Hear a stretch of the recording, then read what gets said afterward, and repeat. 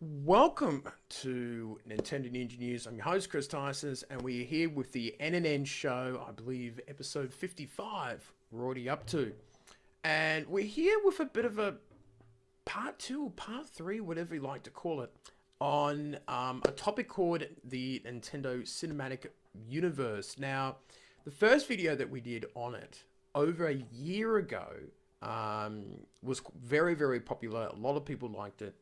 And I think maybe it's time to sort of expand on the movies that I would like to see. Now, obviously, you probably need to watch the first video in order to sort of understand where I'm coming from and from complaints of people saying, oh, why didn't you make this as your first movie? Da da da da da. So I'll put that into the descriptions, but obviously phases 1 and 2 in that video had movies like, Super Mario World, Kid Icarus, Animal Crossing, Pokemon, Star Fox versus Metroid, and then the Super Smash Universe movie at the end of phase 2. And that goes into details about, explaining things and why I did it like that and all that sort of stuff. So, with phase 3, I thought I would open it up with a Zelda movie like it was done for phase 1, and do Majora's Mask. I think Majora's Mask is a movie ripe to be done. It would definitely be one of those timey-wimey, probably a bit confusing movies for some people, but I think some people will like the brain work involved in understanding, going backwards and forwards in time, the 3 days and the moon coming down and all that sort of stuff. There's just a great amount of characters in Majora's Mask that could make it a really strong movie. It would be interesting to see how someone would film it.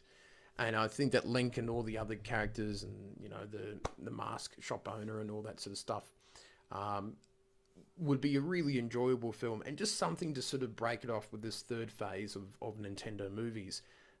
Seeming that we spent the first two sections sort of building up to that Smash Brothers movie. So, that would be my first movie to kick off. And I think Majora's Mask is pretty self-explanatory. The storyline's sort of set up there. And I think would be a good movie to start off with. Now, the next one would be Splatoon.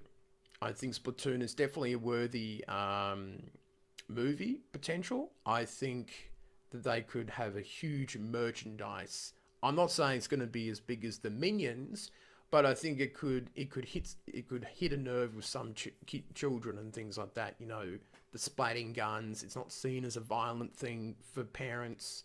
The fact that they turn into squids, the fashion wear that the kids could wear. You know, 10-year-olds will be dressing up in Splatoon type gear, and it's sort of a fashion that I think quite a few different age groups like to see. And I think probably the storyline would be, a young squid is building him or herself up through the ranks of doing turf wars and things like that. And, exploring this whole new sort of city area. And also probably mixing in some of the single player stuff that we see in the first game that was released on the Wii U. So I think they would have to, and of course, the music of Splatoon 2 will be into the movie too. That would be another great little merchandise thing. So I think that would be a really interesting scenario to do a film around. I think they'll have to work hard on the storyline. I think that would be the area that I would work on and try to make it really good.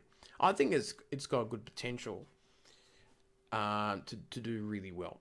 And it would be a lot of fun, lots of action scenes and things like that, and stylish, fashion moments and stuff like that, and the different weapons, and yeah, I think there could be a lot of great potentials to see some great scenes in a Splatoon movie. So that's my second choice out of 4 movies that I'm doing for this one. The others have been 5, but this one's a little shorter. So the third one would be a Kirby movie. Seeming that Kirby has technically appeared in a couple other movies earlier on. I thought it would be time to give him a little movie. It could just be a short movie, which only goes for 60 minutes or a little less than that. But we've seen that the Kirby animated series to see that, potentially the storylines there to explore with King Dedede and the Knight, of course, which I've completely forgotten. He's actually up there somewhere. Metal Knight, that's the name. It's a long night here. more puns. But yeah, I think that a Kirby movie could work out well. It's a very cute, fluffy little thing. I think children would really like seeing that type of movie. You can suck up things and turn it into all sorts of mechanics and objects and things like that. Basing it on a game, I wouldn't.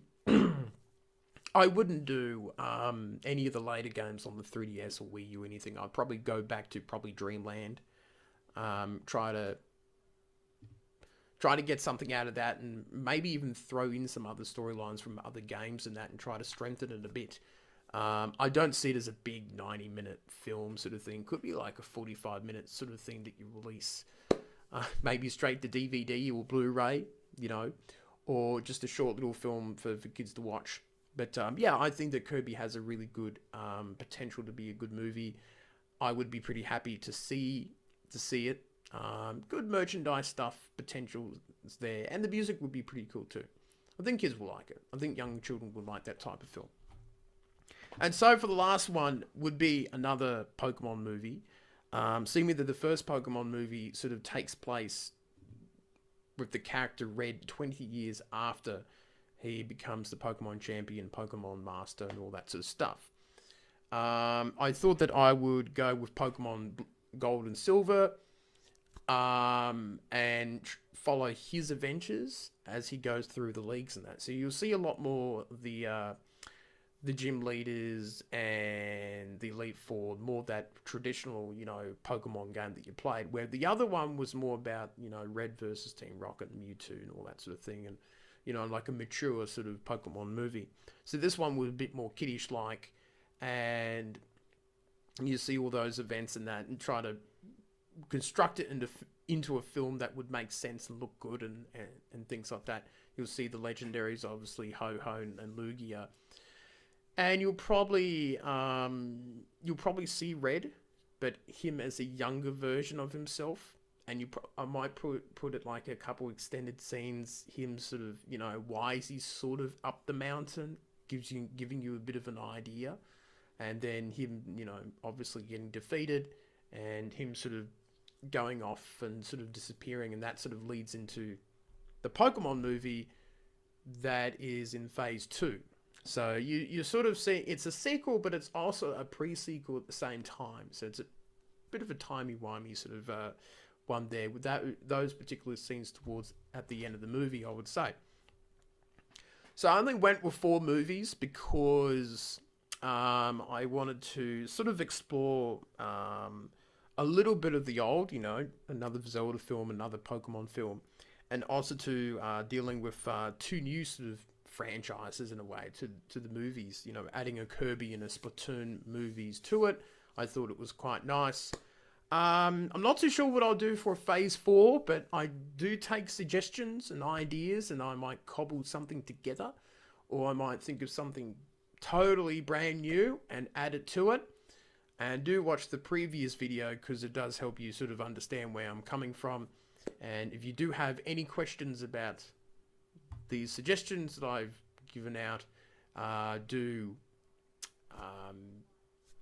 pop in the comments on Facebook or Twitter or YouTube or anywhere that you find this video. So I quite enjoy doing the little movies and that, sort of picturing in my mind which games would be good movies and what others would not.